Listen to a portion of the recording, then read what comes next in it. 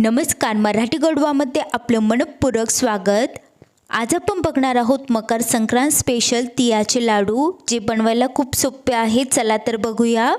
तिळाचे लाडू बनवण्यासाठी 1 वाटी पांढरे तीळ घेतले आहे, 1 वाटी गूळ घेतला आहे। जितके पांढरे तीळ घेतले आहे त्याच वाटीने गूळ घ्यायचा आहे। आता एक गॅसवर एक कढई ठेवली आहे, त्यामध्ये पांढरे तीळ टाकूया।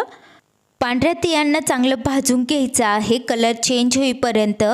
गॅसची फ्लेम मध्यम ठेवायची आहे व सारखं मिक्स करत याला चांगलं भाजून घ्यायचं आहे। पांढरे तीळ भाजत आले की यांचा कलर थोडासा चेंज होतो आणि हे तडतड वाजू लागतात। तर आता इथे 3 ते 4 मिनिटं चांगलं भाजल्यानंतर यांचा कलर चांगला चेंज झाला आहे। पांढरे तीळ चांगले भाजले गेले आहे। पांढऱ्या तिळांना एका प्लेटमध्ये काढून घेऊया व चांगलं थंड करून घेऊया। तर असं थोडंसं पसरून ठेवूया यांना।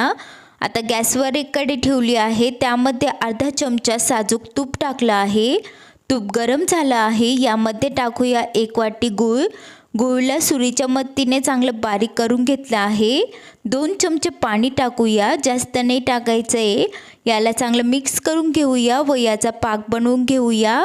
लाडूचं मिश्रण तयार झालं की कढईमधून याला लगेच काढून एका प्लेटमध्ये काढून घ्यायचं आहे। तर प्लेटला साजूक तूप थोडंसं लावून घेतलं आहे। पाकाला उकळी आली आहे, आता याला चांगलं शिजवून घेऊया। तर इथे गोळीबंद पाक करायचा आहे। स्टार्टिंगला हा पाक असा असतो, पाण्यामध्ये टाकला की असा विखुरला जातो।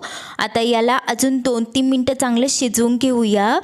हा पाक पाण्यात टाकला की लगेच गोळीबंद झाला पाहिजे। तर आता याला अजून शिजवून घेतलं आहे 3-4 मिनटं। आता याला पुन्हा पाण्यामध्ये टाकून बघूया। पाकचे 3-4 थेंब पाण्यामध्ये टाकले आहे। आता हा पाक हाताने असा केला की गोळीबंद होत आहे आणि हा गोळा बाहेर काढला की ट्रान्सपरंट आहे, तुम्ही बघू शकता। तर हाताने दाबलं की हा असा गोळा होत आहे। तर इथे गोळीबंद पाक तयार आहे। गॅस बंद करूया आणि यामध्ये टाकूया भाजलेले तीळ। तर आता सर्व तीळ टाकणार आहोत। तर इथे अर्धे तीळ टाकले आहे, कढईला खाली उतरून घेतलं आहे व उरलेले तीळ ही टाकले आहे। याला चांगलं मिक्स करून घेऊया।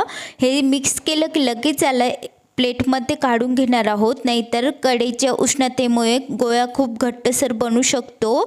आता प्लेटमध्ये काढलं की हाताला थोडंसं पाणी लावून घ्यायचं आहे व त्यानंतर याचे लाडू वळवून घ्यायचे आहे। अशा प्रकारे हाताला पाणी लावायचं आहे, त्यामुळे चटके बसत नाही व खूप इझिली लाडू बनवता येतात। अशा प्रकारे तुम्ही बघू शकता।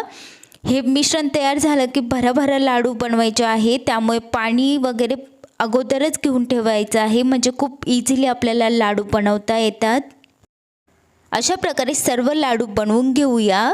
तर इथे सर्व लाडू बनवून घेतले आहेत। तयार आहे मकर संक्रांत स्पेशल तिळाचे लाडू। खूप मस्त बनले आहे।